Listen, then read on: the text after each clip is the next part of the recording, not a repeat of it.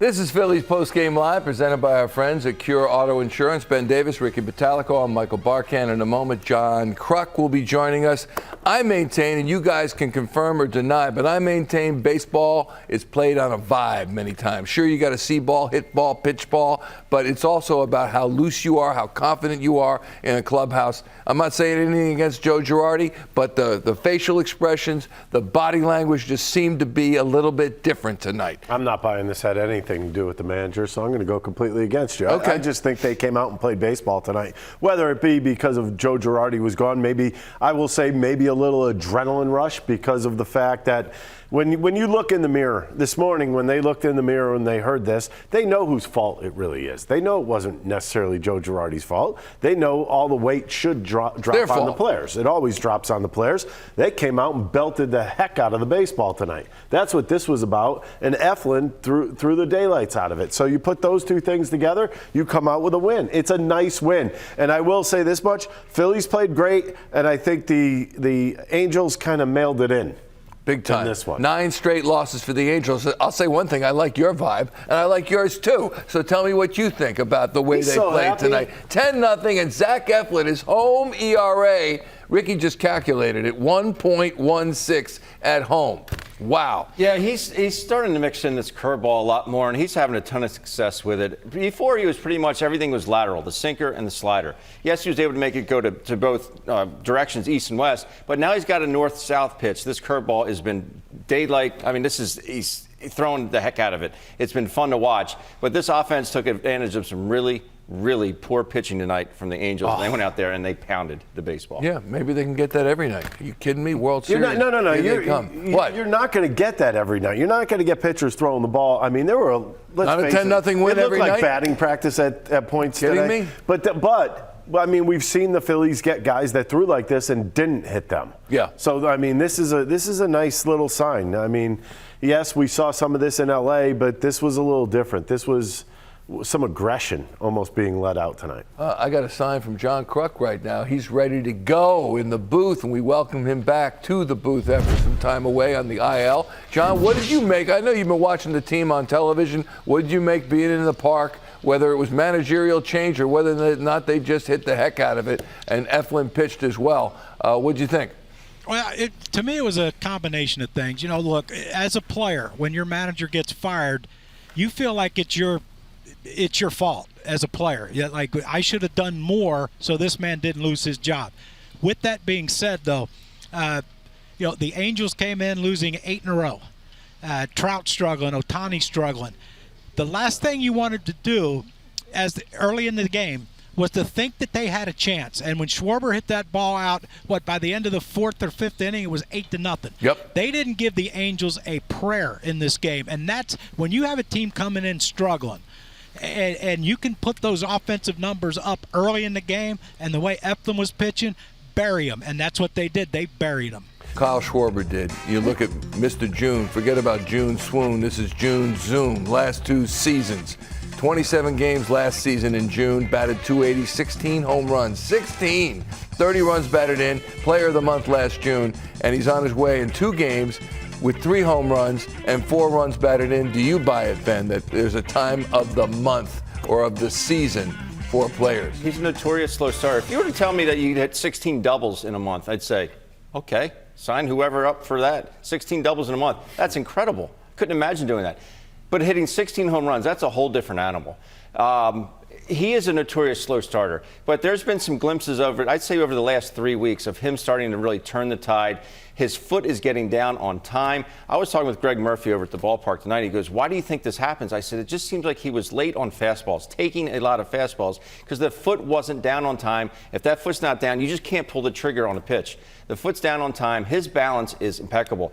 Look at those home runs that he hit. When he was done that swing, he looked like the little man on top of a trophy posing. You could go and try and push him over. He wasn't going anywhere because he was planted in that ground, in that batter's box. He wasn't going anywhere. The balance was good from the beginning of the swing, through the swing, and the finish of the swing. That's what you like to see, and I look forward to continue. And what's scary, like from a pitcher's point of view, you watch him, and he's on the fastball now. As Ben said, he wasn't on the fastball earlier in the season. Now all of a sudden he's on that fastball, and it's a flick of the wrist for him that gets it out of the ballpark. But what was more impressive to me, you watch that one with he hit that curveball out. His hands stayed back. He looked at it, the swing almost looked identical to a swing against a fastball, but his hands just stayed back, and he just looks so smooth right now. And his base, as Ben was saying, looks very, very strong. Yeah. In the expansion era, since it began in 1961, you've got Rene Latchman making his debut with Seattle in 1981, 12-1 win in his debut, and then Rob Thomson. How about that tonight? That's pretty darn good. Here's the interim. You want to get the interim taken off your name? Keep playing like this, Phillies. Here's Rob Thomson tonight. Be that easy every night? Yeah, I'm sure it's not going to be. There wasn't many decisions to make tonight. Guys came out and they played really well. We swung the bats well. I think 5 home runs. Stoddard hit his first Major League home run. Played really good defense. So Dubel made a great play. Maton made a great play. Caught everything else. And Eflin was outstanding, and Norwood cleaned it up in the ninth. We'll reevaluate him tomorrow. I think we listed it as a shoulder sprain, but we'll look at him tomorrow. I don't think a lot. I mean, I don't know how to define a lot, but I would say not a lot. Yeah. Was there any sense in change in the attitude of the guys? You could tell, or they thought that change in the attitude? Well, there was a lot of energy, and I think part of that is the coming off the off day, and part of it is, you know, those 3 kids at the bottom of the lineup really bring a lot of energy to the club, and they really spice things up. So, all in all, it was, you know, a good day all around. Players do anything for you post game? For your first big league? Yeah, but I can't tell you what they did.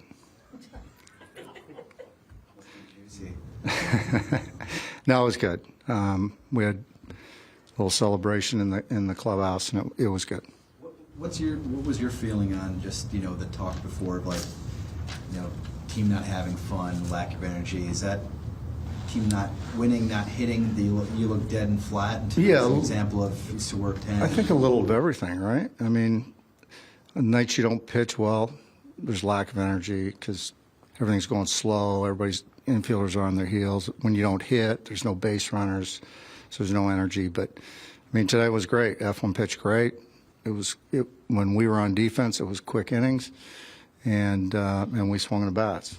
So what was it like for you just to being in charge? I guess I know you did a little bit for a few games in 08, but what was it like for you just to kind of knowing that you're the guy and being the guy?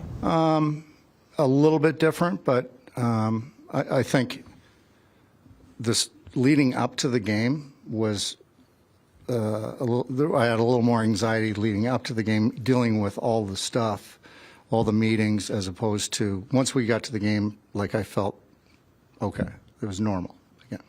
Do you think Stott playing the last just 2 nights, but a little more confidence? Do you think maybe put Maton next to him, another young guy?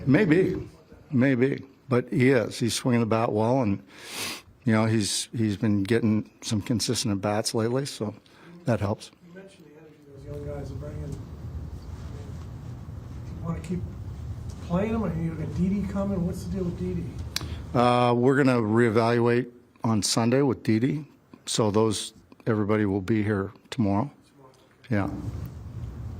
You mentioned Zach. He gave up a leadoff hit, but then he struck out Ohtani and Trout. So how big was that sequence? Oh, huge. I mean, you know, and it was a well-hit ball through the 5-6 hole, and then, you know, he really bared down and got Ohtani and Trout, and he pitched well against everybody. But that was a big inning. Just to get those 2 guys out in the first inning, just calm things down. That was huge. Bryce Harper post-game in the clubhouse. Here he is. One thing, or just one of those games, or just something you kind of been looking forward to the last couple of weeks here? Yeah, I mean, I thought we swung the bat really well. I thought, you know, we got at them early, especially, I mean, Schwarber with that, you know, first pitch homer in the first, and then, you know, kind of on and on and on the whole game. So I thought we kept the pedal. down tonight. I thought we had great at bats tonight, all around. I thought we stayed on them the best we could, and just were able to get out there and score the runs. And Eflin threw the ball unbelievable tonight. I mean, it was so good to see him go out there and do what Eflin can do. So it was a lot of fun to watch, and I thought we did a great job all around. Would you say that the news from today has sparked you guys at all, or made you come out more focused, more energy, any of that, or is it just thought we played the game well today. I thought we went out there and played the game we were supposed to play. I thought throughout the whole lineup, I thought we did a great job seeing pitches, getting on pitches we needed to in the zone, not missing pitches. Eflin going out there and doing his job, and then Norwood coming in. Thought he had a great ninth inning in that spot. I thought that was a big moment for him to be able to come in and have success tonight. So I think we can look at tonight and hopefully be a stepping stone into tomorrow. Try to win the series tomorrow and get going. So nice to see Tom's get his first win, and what do you guys say to him post-game? Yeah, hopefully it's his first of many, right? I mean, I hope we can keep this going as a team, as a staff.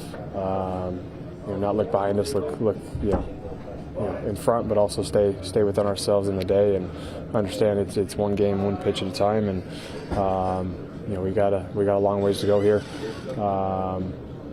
We got to keep playing our ball and keep doing our thing. Post game we were just telling Tom's congrats. Really excited for him, really happy for him, kind of get his first big league win.